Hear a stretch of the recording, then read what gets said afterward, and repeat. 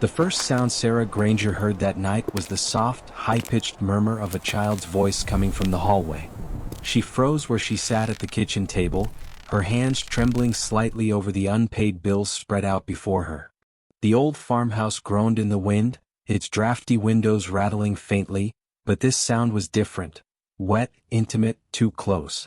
"Mommy," the voice whispered. Sarah's stomach turned to ice.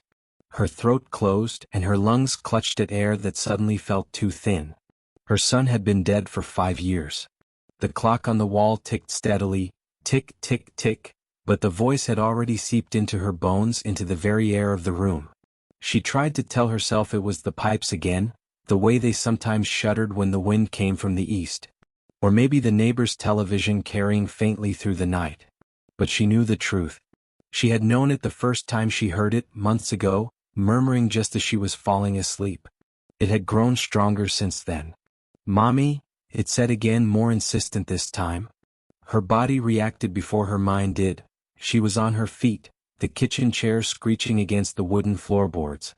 Her hands shook violently as she reached for the flashlight that sat on the counter.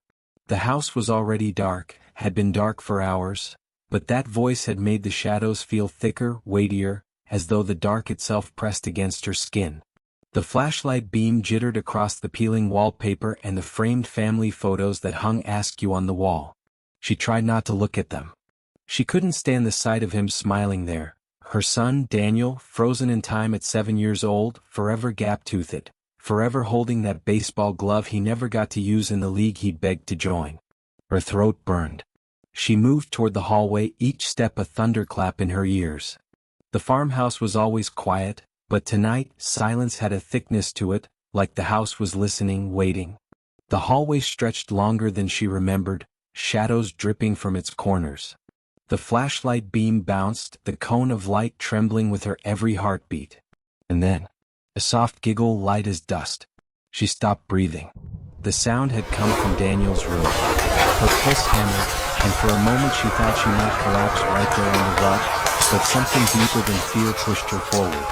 Something raw, maternal, desperate. Her mind screamed this wasn't real, couldn't be real, but her heart, broken and wild, dragged her step by step toward that door. The door was cracked open, just barely. She remembered locking it. She had locked it years ago and sworn never to open it again. Her hand rose, trembling. She nudged the door with the tip of the flashlight. The old hinges whined. The beam cut through the dark, and for a heartbeat she almost let herself believe. The room was exactly as she'd left it. Toys scattered across the floor. A bookshelf half collapsed from years of dust and neglect. The bed, small and neat, covered with the faded blue quilt her mother had sewn. But the air smelled wrong. Not the stale dust she expected, but something sharper, metallic, like rusted iron. It stung the back of her throat. And then the flashlight beam landed on the wall. Her legs gave out and she dropped to her knees.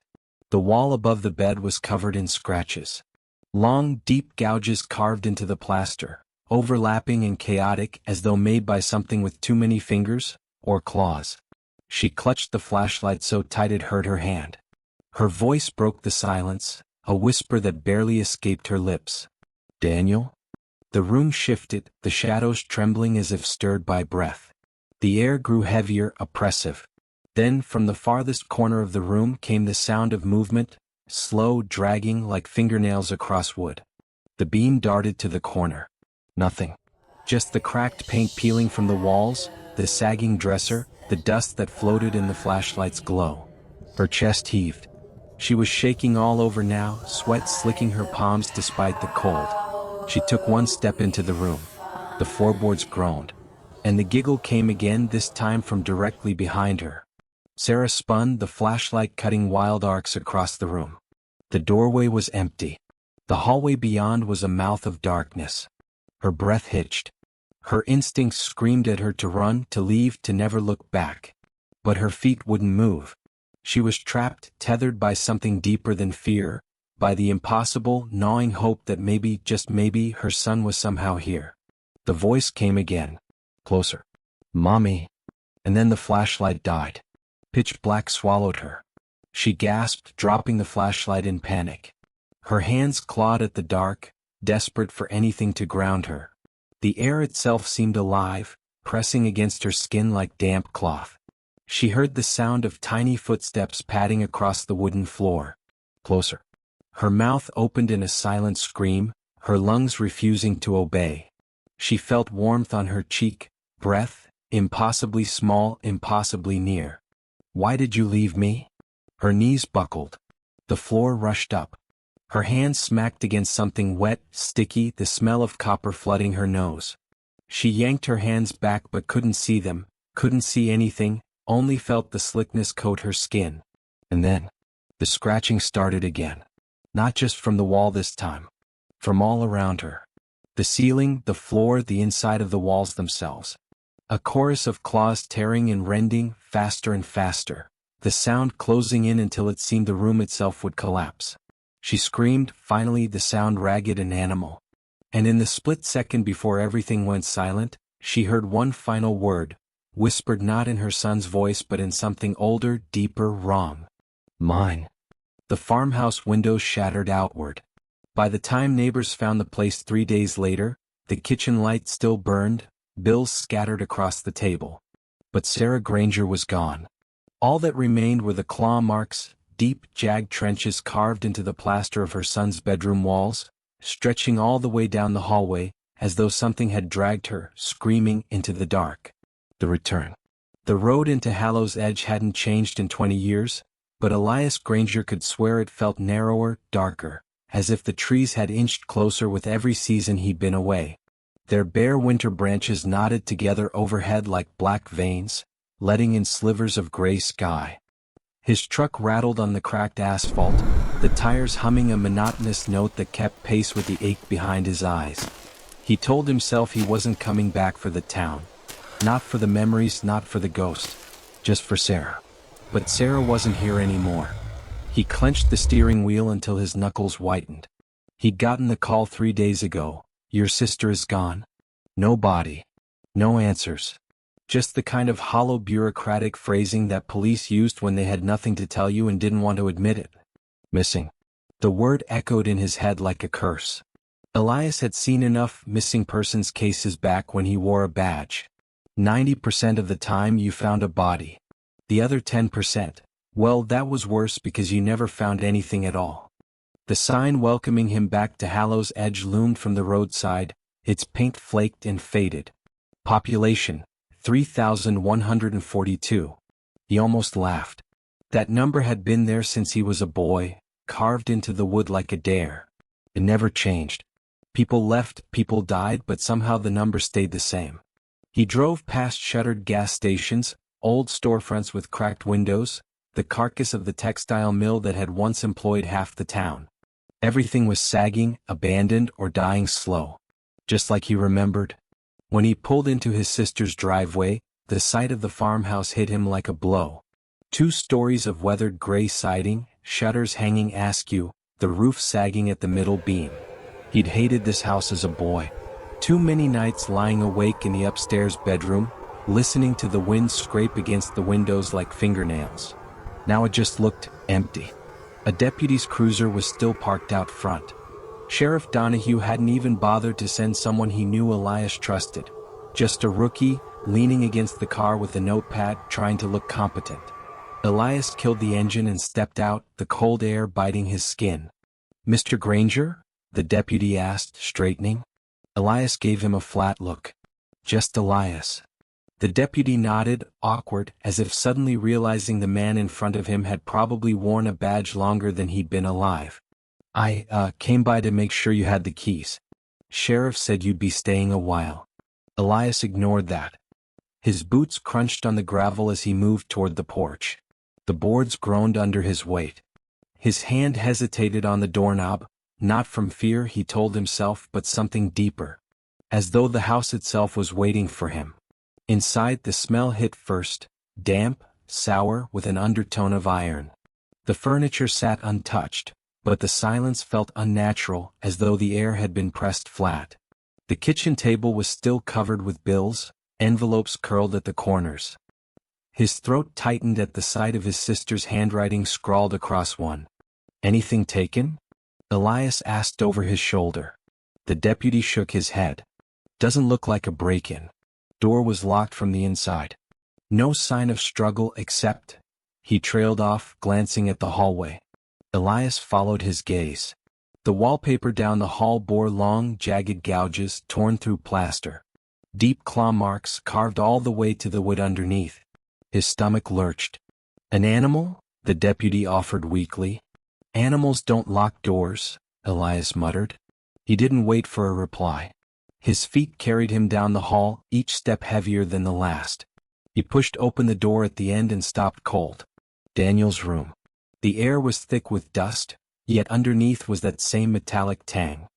His eyes caught the wall above the bed and his gut clenched, scratches everywhere, layered and frantic, like someone had tried to claw their way out of the world itself.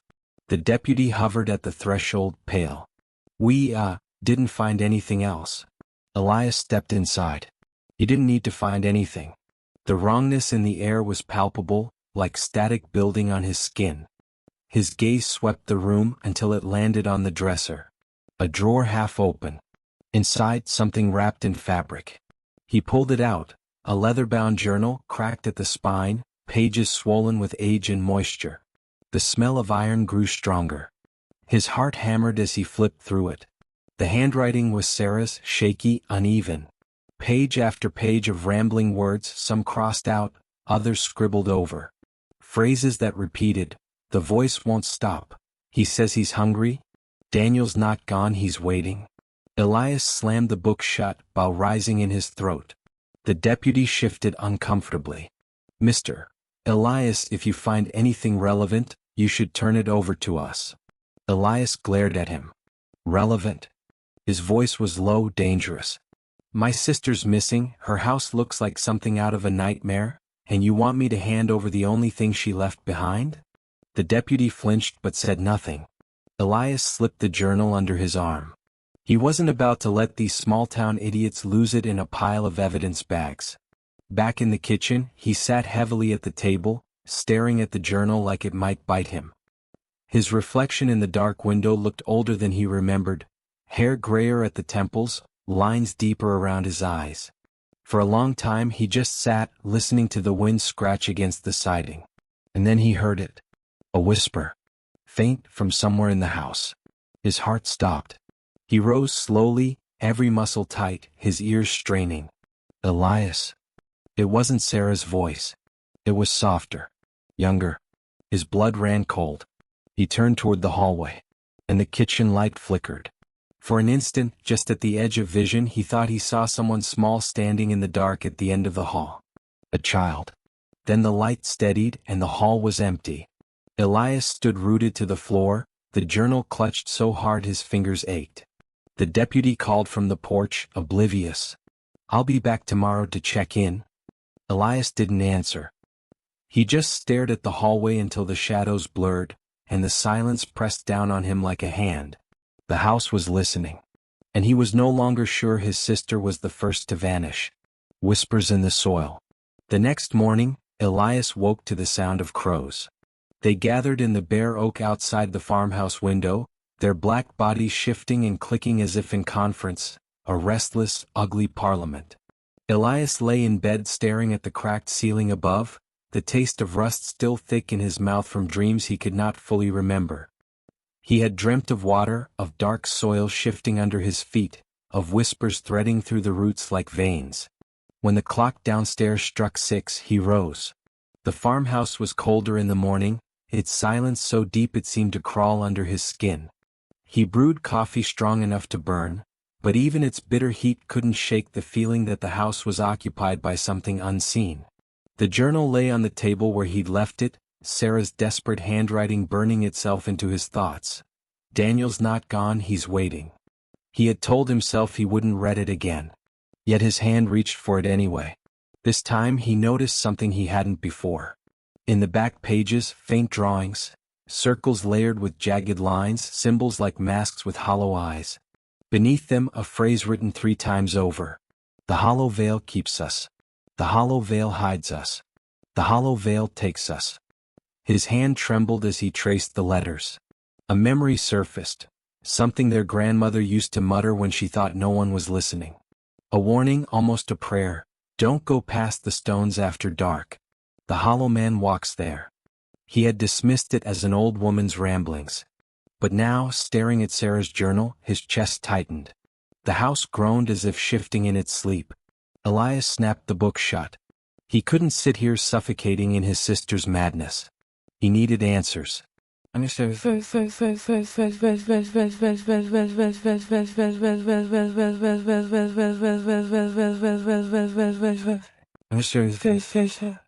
The town library was exactly as he remembered.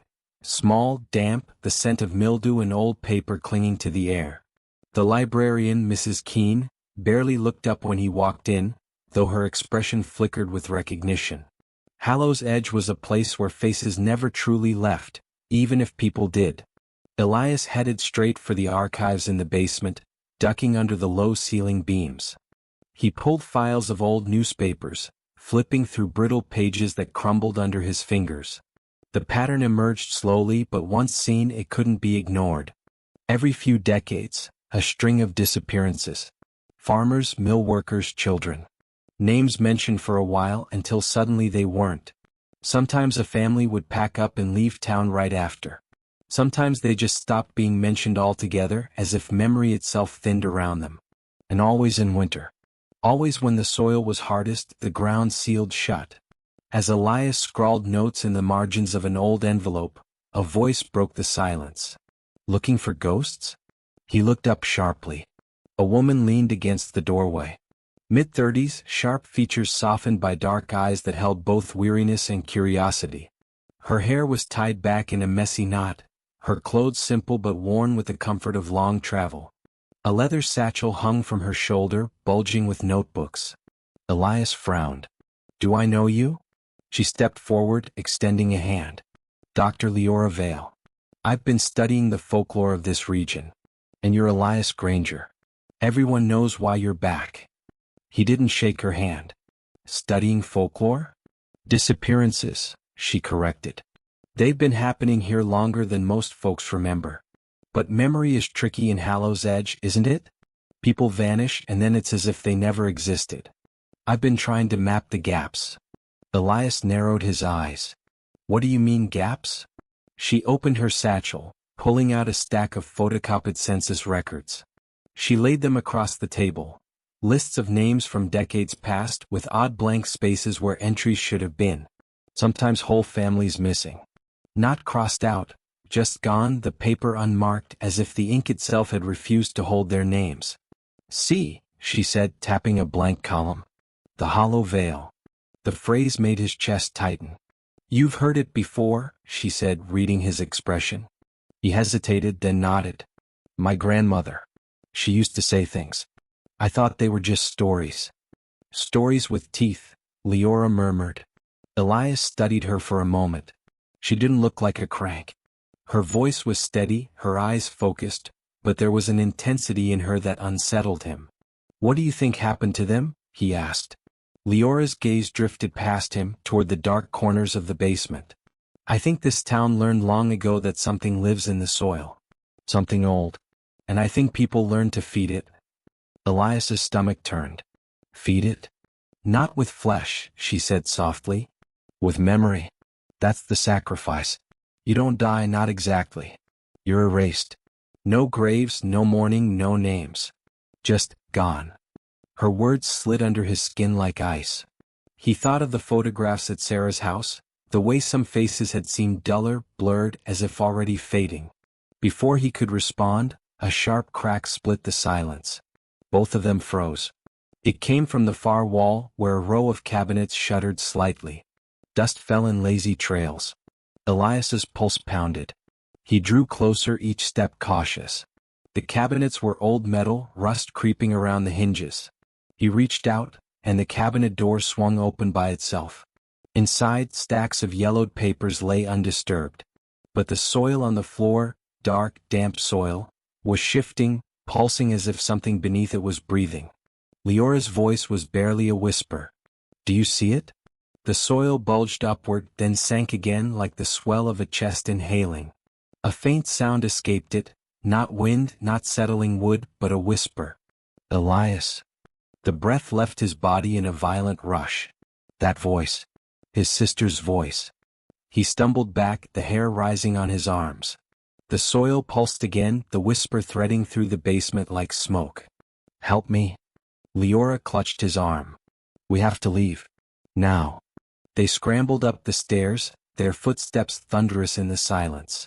Behind them, the whisper rose, joined by others, a chorus of voices layered, indistinct, pleading, angry, mournful. By the time they reached the street, Elias was shaking, his shirt damp with sweat despite the cold air. Leora's eyes were wide, her face pale. Do you believe me now? Elias swallowed hard. His sister's voice still rang in his ears, calling from beneath the soil. I believe, he said hoarsely, that something's not finished with this town.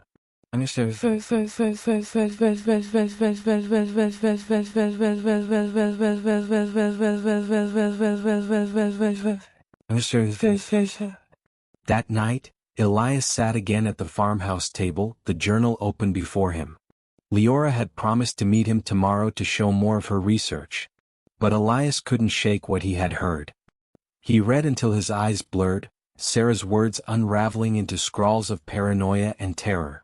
She wrote of footsteps in the hall, of Daniel's laughter in the dark, of a man in a mask who stood outside the window at night. He waits at the stones. The hollow man. If you hear him, it's already too late. The clock ticked past midnight. The house groaned. Elias rubbed his eyes, exhaustion pulling at him, until he heard it. A voice. Faint, from the woods behind the house. Elias. He froze. His chest tightened. It was Sarah's voice again, clearer this time, threaded with desperation. Please, help me. The journal slipped from his fingers, hitting the table with a dull thud. His heart hammered as he rose, stumbling to the back door. The night was clear, the moon veiled by thin clouds. The woods loomed like a wall of black teeth. And from within them, the voice came again, unmistakable. Elias. He gripped the door frame, every instinct screaming to shut the door, to lock it, to stay inside. But he couldn't. Not if there was a chance she was out there. He stepped outside, the cold biting through his jacket, and stared into the waiting dark of the woods. The voice whispered one last time. Brother? And Elias took his first step into the trees. The masked ones. The woods swallowed Elias whole.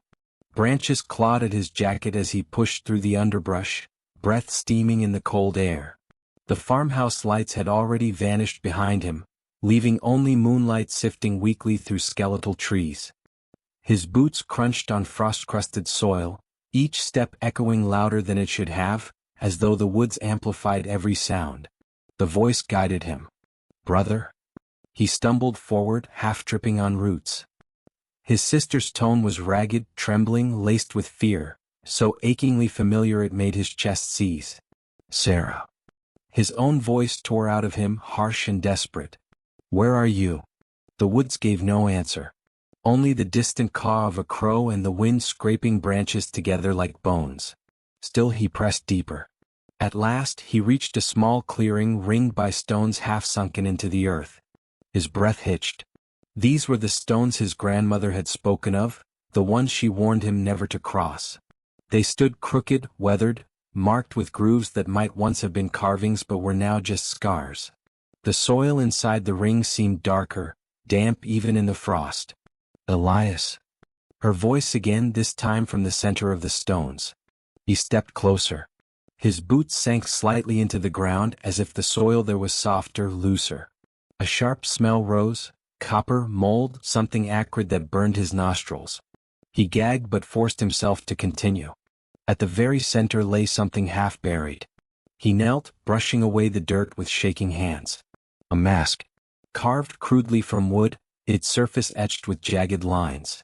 The eyes were hollow, empty holes, and the mouth stretched into a wide, unnatural grin.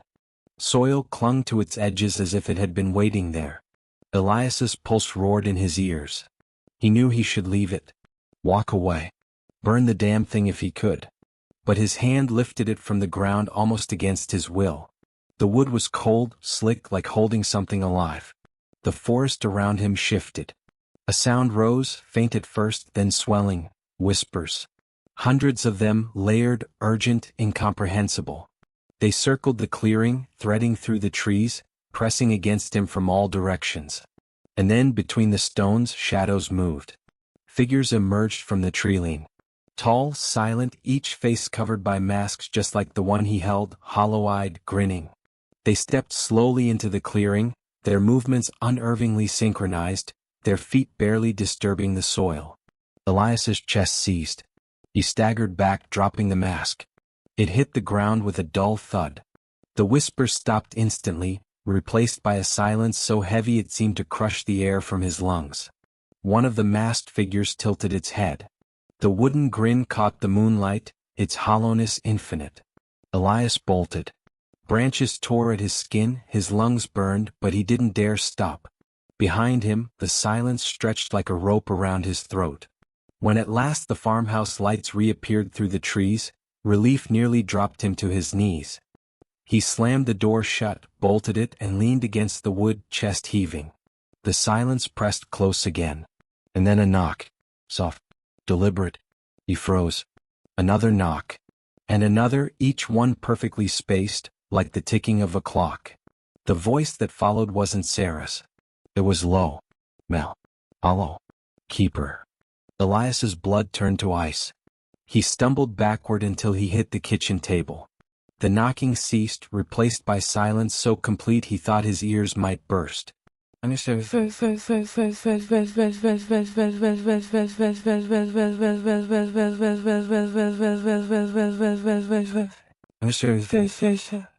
Morning brought little comfort. He hadn't slept, hadn't dared close his eyes. When the sun rose pale and weak, he drove into town to meet Leora. She was waiting outside the diner, her satchel bulging with books and files. She studied his face the moment he stepped out of the truck. "You saw something," she said flatly. He didn't bother to deny it. "Masked. In the woods." Her lips pressed tight. "Then it's worse than I thought." Inside, the diner was mostly empty. A waitress poured them coffee while the cook clattered behind the counter.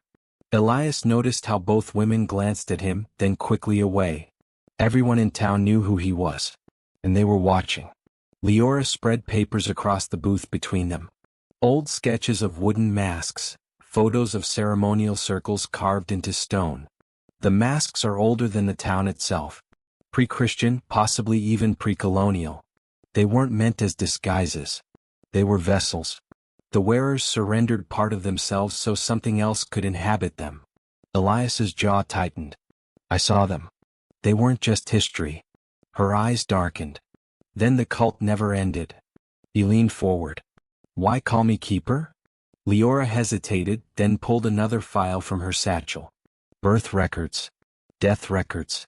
His family's name scrawled across them in faded ink. "Your bloodline has always been tied to this," she said. "Every generation one of the Grangers was marked as Keeper.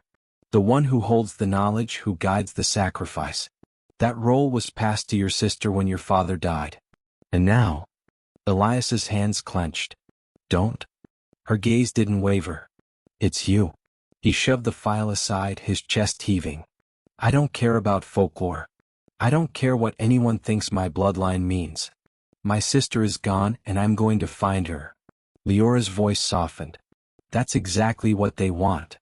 The diner door creaked open. A group of men entered, their boots heavy on the linoleum. They didn't sit. They just stood near the counter, watching Elias with cold, unreadable eyes. Elias's gut twisted. He knew that look. He'd seen it on suspects who had something to hide. Only here it was the whole damn town. The waitress avoided his gaze as she refilled their coffee, her hands trembling. Leora whispered, "We should leave." They slid from the booth, Elias's shoulders tense under the weight of the men's stares. Outside, the winter sun had already started to sink, shadows stretching long across the street. "They're everywhere," Leora said under her breath. "You can't trust anyone here." "I don't," Elias muttered.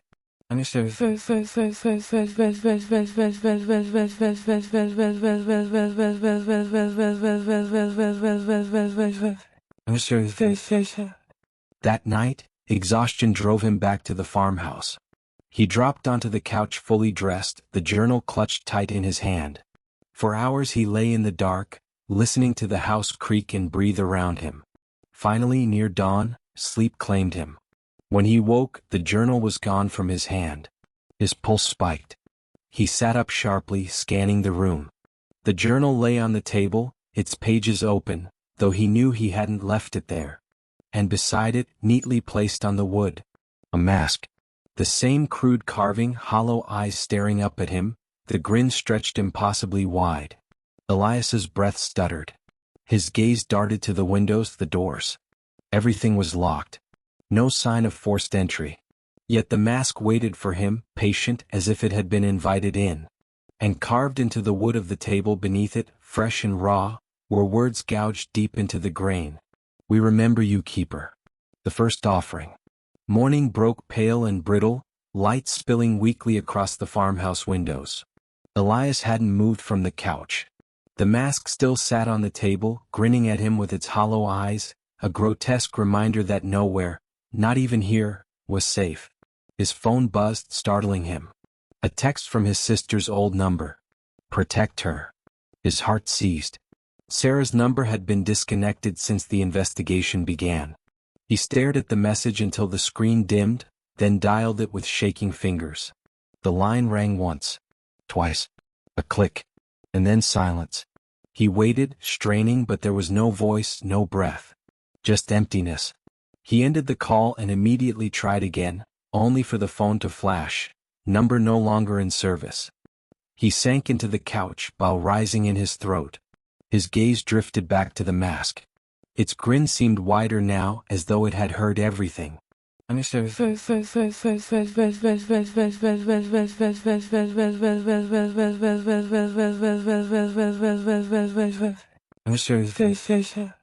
By mid-morning, Elias drove to his brother's house, tires crunching on the frozen gravel. Emma ran out before he could knock, her hair wild, pajamas tucked under a coat too big for her. She threw her arms around his waist. "Uncle Eli," she whispered, clinging tight. "They were at the window last night." His muscles tightened. "Who?" She looked up at him, eyes wide and shining. "The smiling people." Behind her, his brother Michael stood in the doorway, pale and tight-jawed. "She woke me screaming around 3. Said she saw faces." "Not just faces," Emma whispered. "Masks." Elias's blood iced over. Michael rubbed a hand over his mouth. "I thought it was nightmares until I checked the porch this morning." He pointed. Elias turned. Sitting neatly on the steps, resting against the wood, was another mask. Identical. Hollow. Waiting. He strode forward and snatched it up, resisting the urge to smash it to splinters. Instead, he shoved it under his arm. "This isn't a nightmare," he said tightly. "They want her." Michael's face darkened. "Then they'll have to go through me." But Elias shook his head. "They already have. Don't you see? They've been inside. Leaving these. Watching." Emma tugged his sleeve. "They said my name." Elias knelt, gripping her shoulders. "Listen to me. No matter what you hear, no matter who calls you, you don't follow. Do you understand?" She nodded, lower lip trembling. Michael's eyes darted to the street. "If they want her, we can't just sit here. We should leave town." Elias's voice was low, harsh. "It won't matter. They'll follow. They've always followed."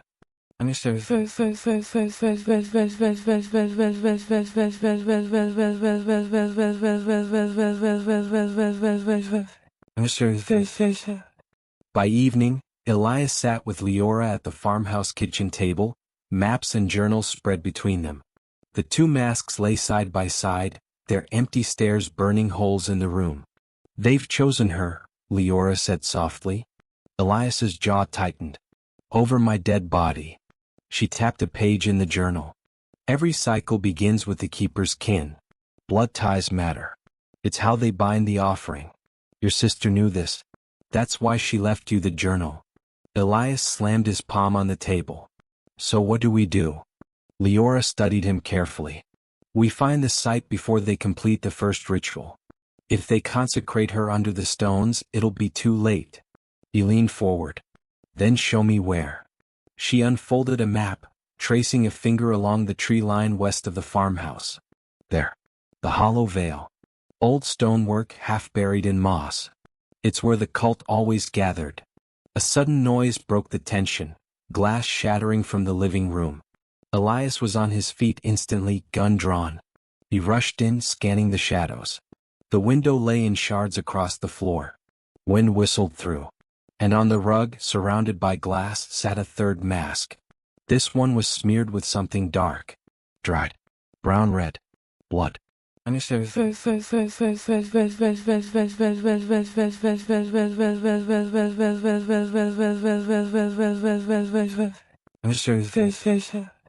Night closed fast as they drove into the forest. Emma slept in the back seat, curled under blankets. Michael sat beside her, fists clenched tight in his lap. Elias's knuckles whitened on the wheel, the headlights cutting narrow paths through the trees. Keep her close, Elias muttered. No matter what happens. Leora scanned the treeline, her satchel clutched tight. We're running out of time. The road narrowed, then ended at a rotting gate swallowed by vines. Beyond it, the woods grew denser, moonlight catching on shapes that looked too much like figures watching between the branches. They left the truck, flashlights slicing through the dark. Emma clung to Michael's hand, her eyes wide and unblinking. The forest pressed close as they followed Leora deeper in. The air grew colder, heavy with rot and damp earth. And then, faint at first, then growing clearer, chanting. Full. Rhythmic. Dozens of voices in unison. Elias froze. God. Through the trees, a glow shimmered. Firelight. They crept closer, ducking low. The clearing yawned before them, ringed by jagged stones. Dozens of townsfolk stood within, each face hidden by a mask, their voices weaving a terrible harmony.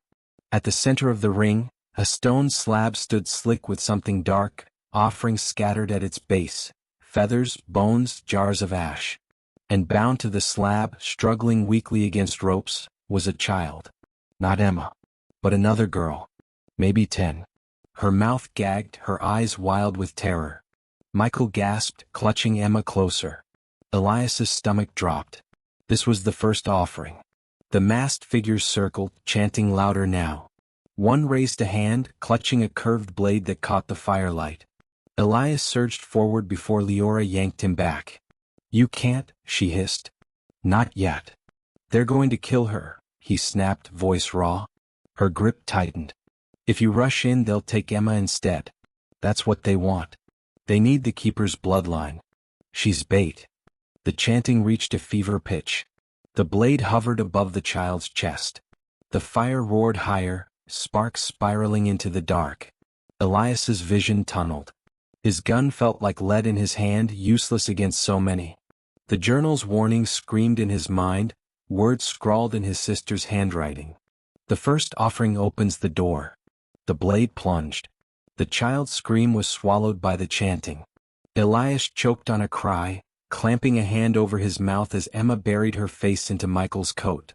Leora's eyes glistened, but she didn't move. Couldn't.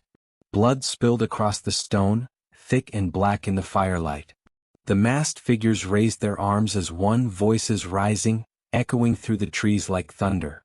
And from the soil inside the circle, the earth itself seemed to shudder. A crack split across the stones, dark and yawning as if the ground were opening to drink. The firelight flickered, guttered, then surged impossibly bright. The first offering was complete.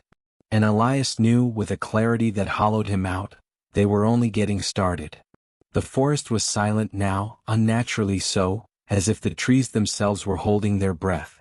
Elias trudged behind Leora, every snap of a twig underfoot echoing like gunfire in the heavy night air. The first offering had awakened something. He could feel it, thrumming in the soil beneath his boots, pulsing through the roots of every tree like a heartbeat that didn't belong to the living. Emma slept in the back of the truck, wrapped in blankets Michael had brought. He stared at her pale face through the windshield, every instinct screaming that time was slipping through his fingers. Leora's voice was a whisper, cutting through his thoughts. The circle isn't just a ritual. It's a doorway. The first offering opened it. The rest of the sacrifices will widen it further.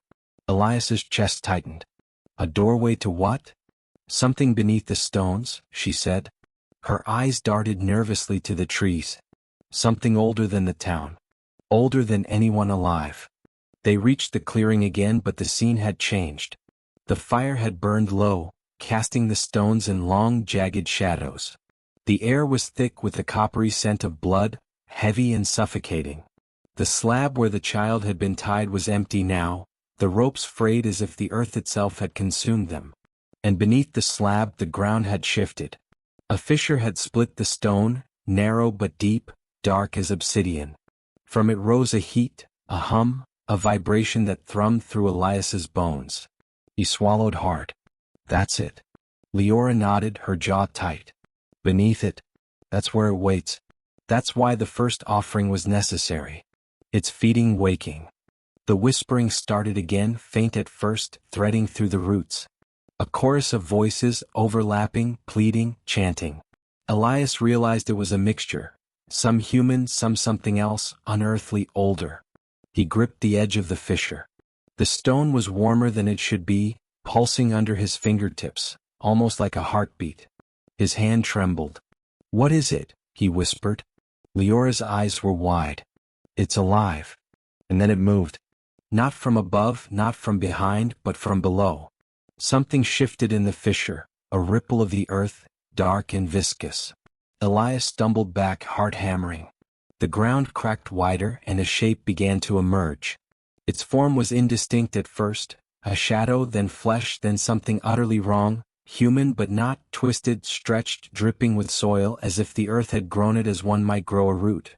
Hollow eyes stared from its face, endless voids that seemed to swallow light. A grin split its features, impossibly wide, lined with jagged black teeth. Elias staggered backward, barely catching himself on the edge of a stone. Jesus Christ. Leora grabbed his arm. Do not show fear. The thing's head tilted unnaturally. Sarah's voice threading through the chaos. Elias, help.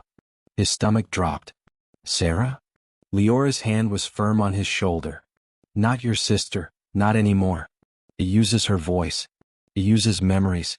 That's how it lures the living in. The creature began to rise fully from the fissure, towering, writhing as roots and soil hung from its elongated limbs.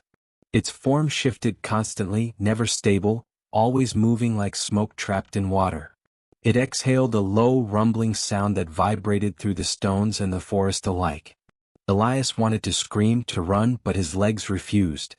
The mask he had picked up at the first clearing pressed against his chest and his bag as if reminding him of his role. Keeper. You must place the journal, Leora said, voice sharp. On the slab. It's a key.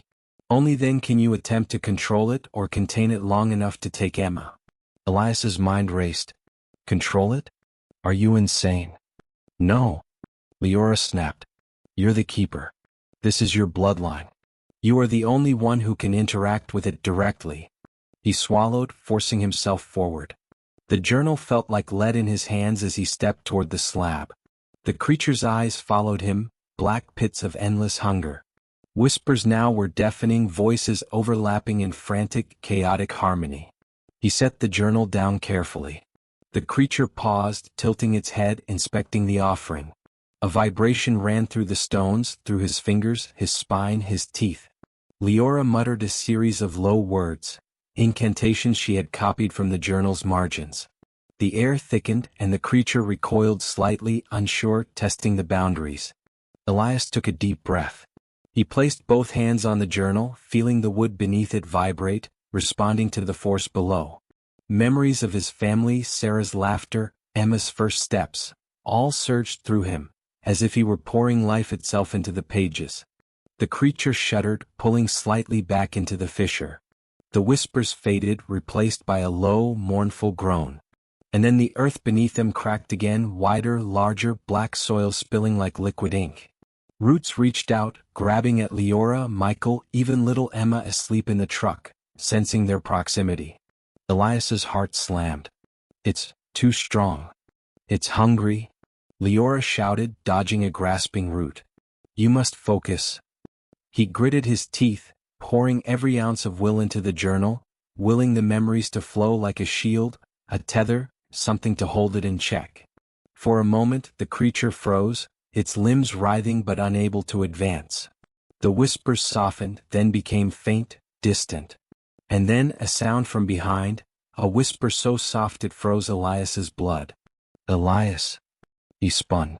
From the trees, hidden in shadows, came a child, Emma. She wasn't asleep. Her eyes were wide, her face pale but fixed in determination. "Uncle Eli," she said softly. "I can help." Elias's chest tightened. "No. Stay in the truck. Do not." But she ran. Her small feet barely made a sound as she darted toward the clearing. The creature's head swiveled sharply. Whispers became screams, all the voices of the missing, of those devoured by the hollow veil, rising in panic and hunger. Roots lashed out at her, but she weaved through them as if guided by something deeper. Elias's heart hammered. He reached for her, hand outstretched, but the creature's growl rolled through the clearing like thunder. Leora grabbed his arm. "No. You must finish the binding." He slammed both hands on the journal. The pages glowed faintly with spectral light. The creature shrieked, withdrawing slightly but still looming, still hungry, still impossible. Emma's small hand touched the edge of the slab, and a pulse ran through the earth. She froze, then nodded to Elias. Together they channeled everything they had, memories, fear, love, desperation, into the journal. The creature recoiled, a high-pitched keening filling the air. And then, with a tremendous, shuddering roar, it sank back into the fissure, dragging roots and soil with it. The ground settled, cracked, smoking, but the creature was gone, for now. Elias collapsed, gasping.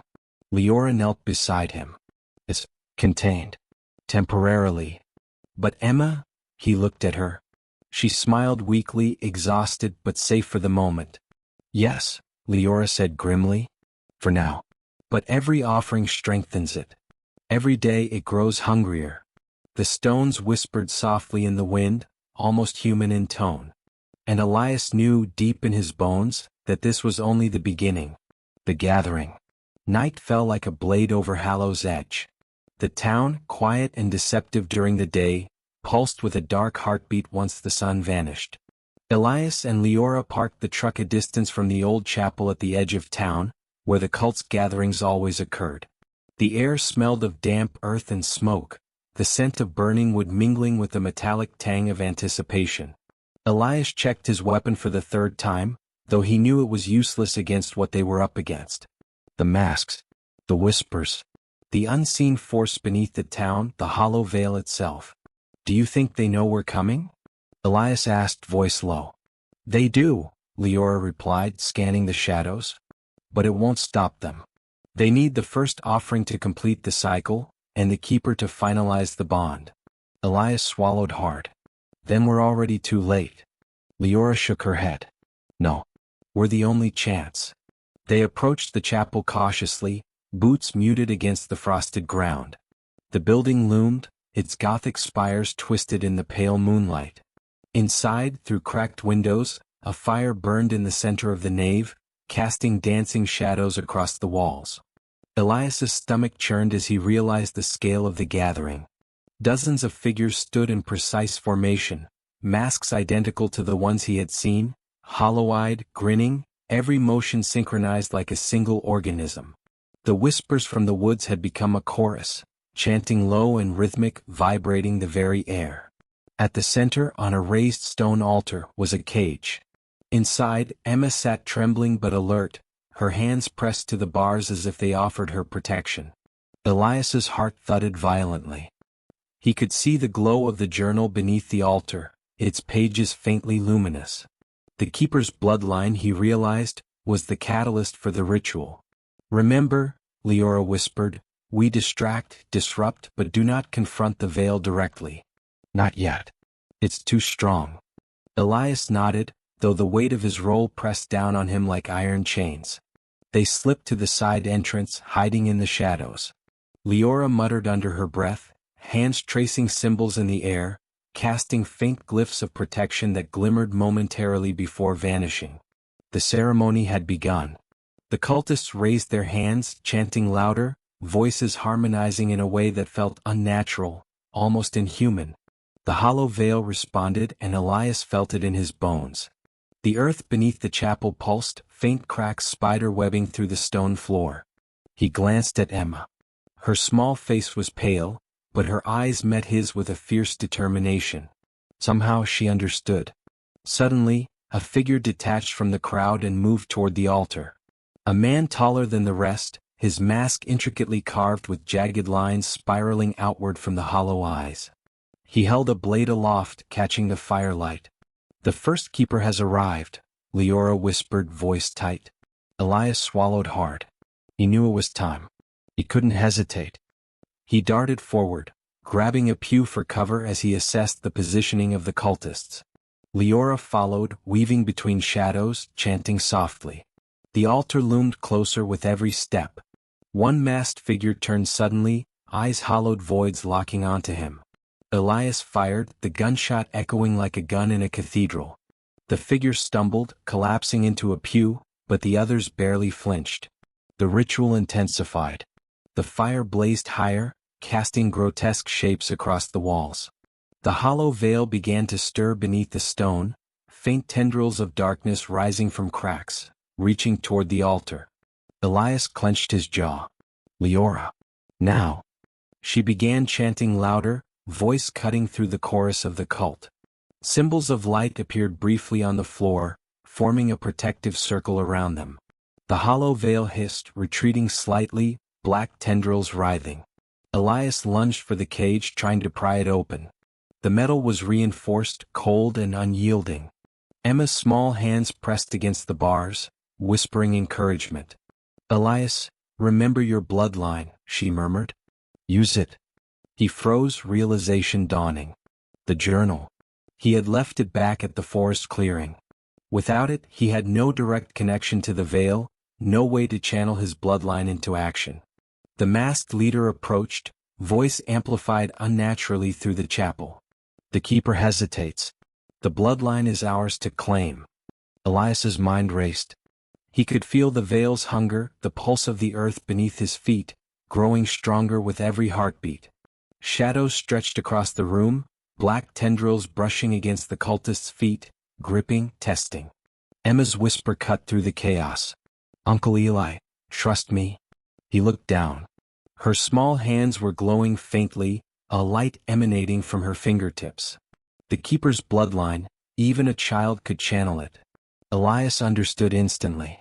"Go," he shouted. "Focus, Emma." She nodded, closing her eyes, concentration furrowing her brow. Light expanded from her hands, rippling outward, weaving around the altar into the cultists, pushing against the darkness. The hollow veil shrieked, tendrils recoiling. Shadows twisted violently, forming shapes that were neither human nor beast. The cultists screamed, stumbling as the energy surged. Elias seized the moment. He yanked the cage door open, grabbing Emma. She wrapped her small arms around his neck, holding him tight as they backed away from the altar. Leora covered them, chanting faster, symbols glowing bright as the veil recoiled.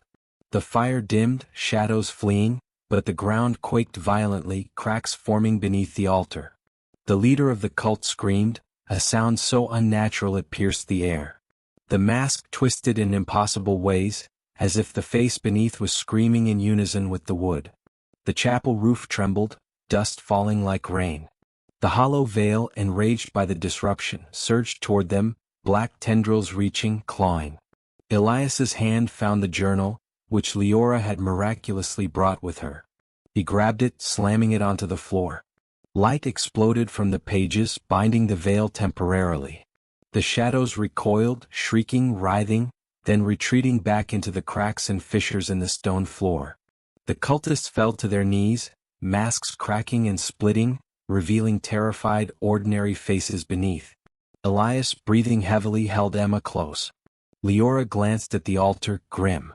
"It's not gone," she said. "It's weakened, yes, but every offering, every attempt to summon it, makes it stronger. This is just the beginning." Elias's stomach turned. "Then how do we stop it?" She shook her head, eyes hard. "We prepare. We learn. And we survive, long enough to gather more of the bloodline's power. That's the only way to contain it. Outside, the wind howled through the trees, carrying whispers that promised vengeance and darkness. The hollow veil was awake. And now Elias knew the full storm was coming. The bloodline's burden. The morning after the disrupted ritual, Hollowhurst was different. Elias could feel it in every nerve, a tension in the air that pressed against his chest. The town seemed quieter, but the silence was wrong, heavy, expectant, like the calm before a storm. He and Leora drove slowly through the streets, keeping an eye on every corner, every shadow. Emma sat in the back seat, pale and still, her small hands clutching the journal. "I feel it," she said quietly, voice trembling. "It's watching." Elias swallowed hard, gripping the steering wheel tighter. "It's not gone. Not by a long shot." Leora's eyes scanned the rooftops. "It's never gone. Disrupting the ritual only slows it. Each offering, each summoning strengthens the bond. And now it knows we interfered. It's coming for us, and for every other child in Hollowhurst." Elias's stomach dropped. "Every child." She nodded grimly. "The bloodline. The town's connected. The hollow veil demands more than one offering. It grows, spreads. And the cult isn't finished." They arrived at the farmhouse to find the front door ajar, swinging slowly in the wind. The masks. More of them, strewn across the porch, each grinning wider than the last. Some were cracked, splintered, as though the ritual had been disrupted violently. Michael stepped out, pale and tense. "They came last night. I saw shadows moving." Emma woke screaming. "I couldn't stop them." Elias's heart hammered. "Did they take anyone?" "No," Michael said quietly. "But," his voice faltered. He pointed toward the backyard. There, the frost-covered ground had been scoured, footprints crisscrossing in impossible patterns. Symbols had been carved into the earth, jagged, circular, echoing the glyphs in the journal. At the center, a thin trail of soil led toward the woods, black and glistening. "The veil," Leora whispered. "It's probing. Searching. Testing boundaries." Elias clenched his fists. "We can't let it touch her." But Emma, her small face pale but determined, shook her head. "I have to help. I can feel it, and it listens to me." Leora's expression was grim. "It will take everything from her. Her mind, her body, her soul. She's too young, but the bloodline, the veil responds to it. If she resists, it will hurt her. If she submits, it will corrupt her." Elias's throat tightened. "Then we protect her. That's all that matters." Understood.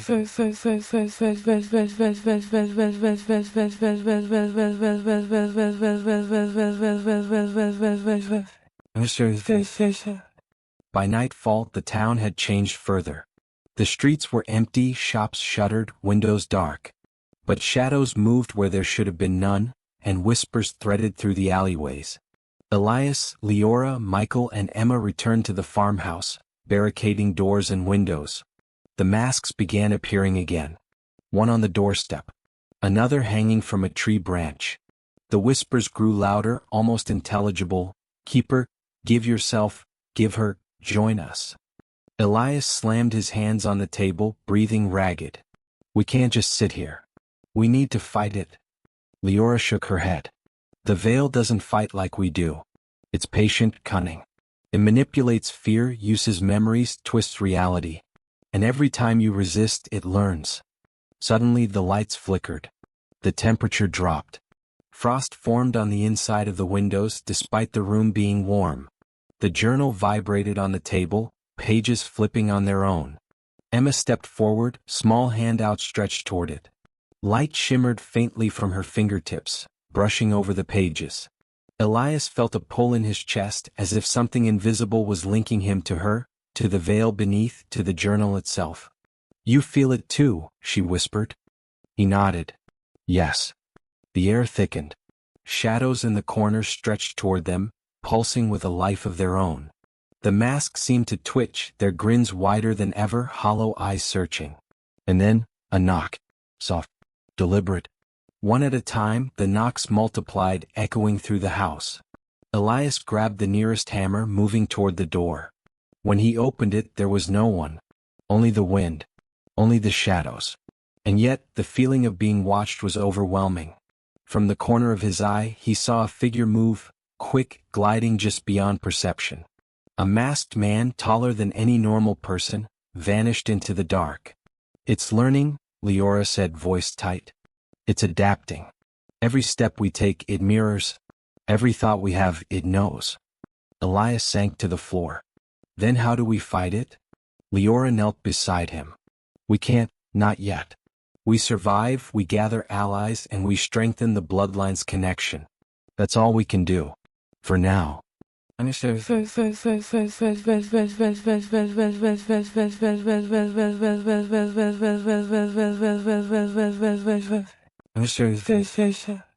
The following days blurred into a tense nightmare. Elias trained Emma in secret, teaching her to focus her light, her energy into the journal. Leora scoured historical texts, searching for forgotten methods to restrain or banish the veil. Michael guarded the farmhouse, eyes darting constantly to every shadow. The town became hostile in subtle ways. Doors slammed by themselves. Windows shattered in the night. Whispers followed them through the streets. Children's laughter echoed in empty houses, a sound that didn't belong. Then the attacks began. First, shadows reaching through cracks in walls, grasping at Michael's arm, burning his skin without leaving a mark. Then objects levitated, smashing against walls. Lights exploded. Frost consumed entire rooms in seconds. The masks multiplied daily, appearing on walls and cupboards, even on Emma's bed. Elias realized that the veil wasn't just awakening. It was spreading, crawling through Hollowhurst, twisting the town itself into a weapon. One night, as he checked the journal, he noticed a pattern he hadn't seen before. Diagrams, notes in Sarah's handwriting, subtle lines connecting the bloodline to certain locations in the town, places where the veil could manifest more strongly. "It's mapping us," Elias whispered to Leora. "Finding weak points." She nodded grimly. "And soon it will strike at those points." The first offering was only a taste. The bloodline's burden grows heavier with each act. Emma's small hand touched his shoulder. "I can feel it too. It wants to take me, to use me. But I can fight it." Elias hugged her tightly. "You're stronger than it thinks. Stronger than all of them combined." But even as he spoke, the whispers outside grew louder, more insistent. Masks tapped against the windows. Shadows pressed closer to the walls. And deep beneath the town, the hollow veil stirred, its hunger insatiable, its patience endless. And in that moment, Elias understood the terrible truth. Surviving was no longer enough. The bloodline would have to embrace its power, fully, or the veil would consume everything he loved. The descent. The storm broke over Hollowhurst before dawn, wind rattling shutters and rain lashing the roads. But Elias, Leora and Emma were already on the move, following the map Leora had pieced together from Sarah's notes. The hollow veil pulsed beneath the town, a dark, living network of roots, stones and corrupted earth. Every step toward its heart made the ground tremble underfoot, the whispers from the soil threading into their minds, promising fear, death and despair. Elias carried the journal close, its pages glowing faintly, feeding on the bloodline's energy. Emma walked beside him, small hands glowing with an eerie light that seemed to pulse in sync with the ground. Michael brought up the rear, eyes darting, fists tight around the flashlight and a crowbar. Leora whispered, "The fissures will guide us. Every offering, every ritual leaves an imprint. Follow the path but beware, the veil senses every heartbeat, every thought." As they descended into the main fissure beneath the chapel, the walls constricted, wet soil and roots pressing in on all sides. The air was thick, earthy, metallic. The farther they went, the more alive the walls felt, pulsing, breathing, listening. Every flicker of movement in the shadows set Elias's nerves on edge. "Stay close," he muttered. "And don't touch anything."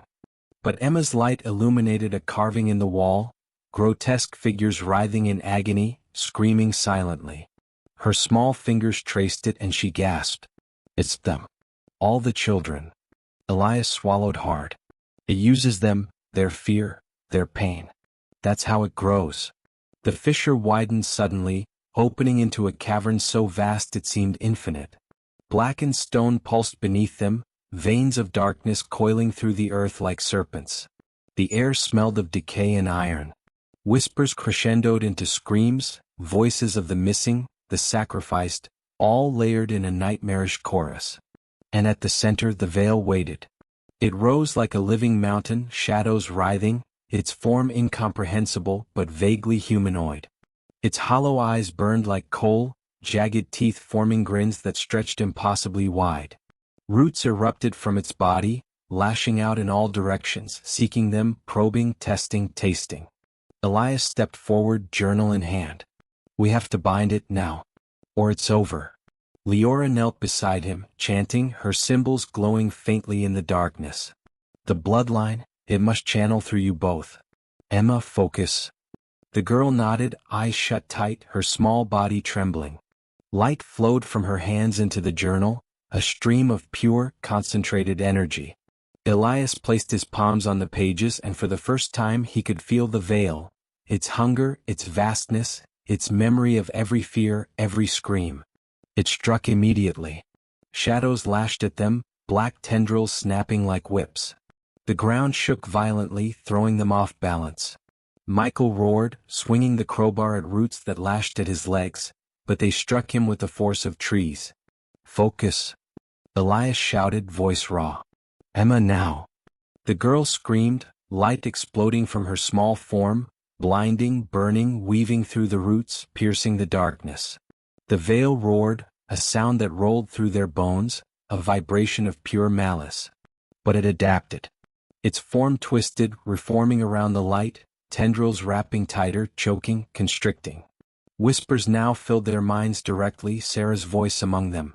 Elias, help, let it take, submit. Elias stumbled, disoriented. No, not her. He slammed his hands on the journal again, channeling every ounce of willpower, every memory of Emma, every lesson Sarah had left him. The veil shrieked, a cacophony that split the stone walls, the air burning with pressure. Roots slammed into them, knocking Michael across the cavern.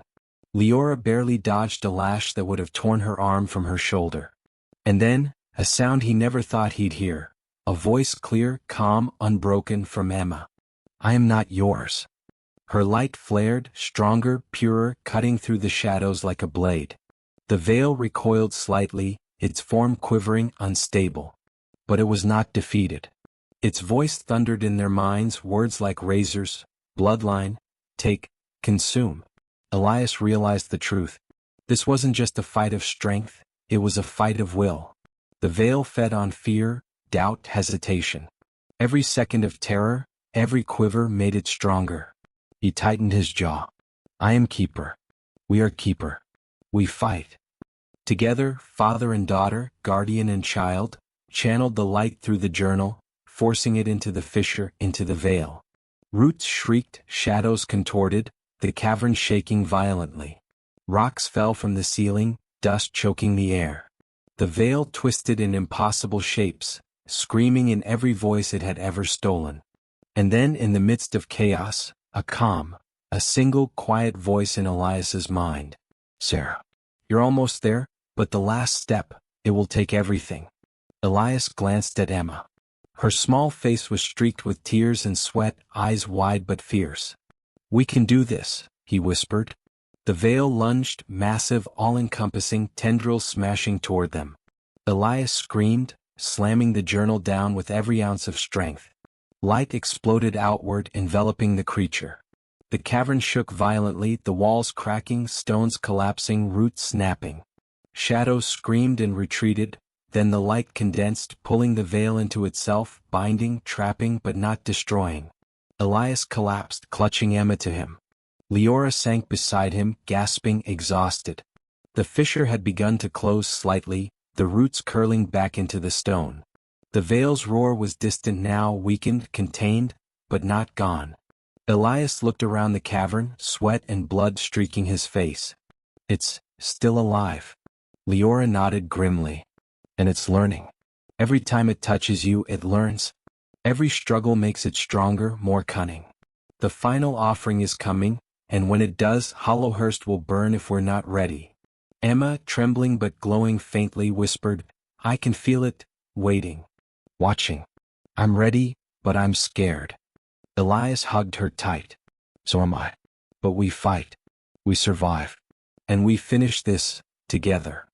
The cavern was silent again, except for the faint pulse of the veil beneath the stones, patient, inexorable, hungering for what it could not yet take. And somewhere deep below the town trembled. Hollowhurst had not yet seen the storm that was coming. The night was blacker than any Elias had ever known. Hollowhurst streets were empty, fog curling around buildings like fingers.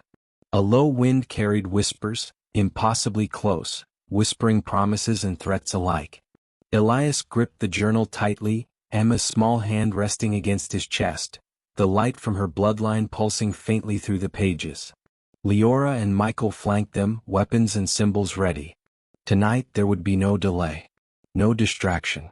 The cult's final offering was imminent, and the hollow veil was stirring with a hunger that would devour the town if left unchecked. The chapel loomed ahead, blackened windows glowing faintly with firelight. Masked figures patrolled the perimeter, chanting softly, unaware of the intruders. Elias's stomach twisted. We go in together. No one goes alone. Emma nodded, her small face pale but resolute. I'm ready. The four of them slipped through the shadows, reaching the altar where the cult had prepared their final offering. A child, bound and terrified, eyes wide with incomprehension. The air was thick with the scent of blood, smoke and something far older, far darker. The veil pulsed beneath the stone, thrumming like a heartbeat, responding to the fear above. Shadows moved independently, writhing, latching, testing. The cultists raised their hands, beginning the chant, unaware that the keepers had arrived. Elias stepped forward, journal raised. Stop this. Now. The cultists froze, eyes wide behind masks. Some staggered, uncertain, as if feeling the presence of the bloodline for the first time. But the veil reacted violently, tendrils erupting through the cracks in the stone, lashing at anything that moved. Elias. Leora shouted. Bind it. Focus the bloodline. Emma now. The girl's light flared, shooting from her small hands into the journal. Elias slammed both hands on the pages, forcing every memory, every emotion, every ounce of their family's love into the ritual. The veil shrieked, shadows twisting violently, screaming in all the voices it had ever stolen. The cultists cried out, some fleeing, others trying to protect the altar. But the veil was thrashing wildly, unpredictable, impossibly powerful. Roots shot up through the floor, clawing at walls, wrapping around pillars, shaking the chapel to its foundation. Elias could feel it in his bones. The veil wanted Emma, wanted him, wanted the journal. It whispered in every language, every memory, promising salvation, power, pain, death. He gritted his teeth. We are keeper. We are bloodline. You will not take her. Together, father and daughter, channeling light, power and determination, forced the veil downward. Shadows recoiled, roots twisted in impossible angles, and for a moment, the air itself seemed to hold its breath. And then the impossible happened. From the floor beneath the altar, the final offering scream erupted. Not the child's, not yet, but the veil's own voice, split and agonized. Light from the journal pulsed, the veil shrieking, pulling its tendrils inward, retreating into the fissures. The cultists screamed, some collapsing, masks shattering, revealing terrified faces twisted in disbelief. But just as victory seemed within reach, the journal glowed violently, brighter than ever. The veil surged one final time, faster, sharper, smarter, and a shadow shot upward, enveloping Elias and Emma. Bang. Darkness. Fear. Every memory, every hope, every heartbeat pressed against them like a vice. Elias felt himself being torn apart, his will tested beyond endurance. But Emma's light flared within him, pure, unyielding, refusing to be consumed. You are not mine, she screamed, and the words echoed, resonating through the hollow veil itself. The shadow recoiled, shrieking, and the light from the journal expanded outward, consuming tendrils, roots, shadows. The fissures cracked wider, then collapsed inward, swallowing the veil, binding it beneath the stone once more.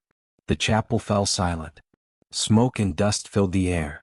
The veil was contained, its hunger temporarily sated, but its presence lingered like a scar. Elias sank to the ground, clutching Emma. Leora knelt beside him, exhausted. It's done, for now.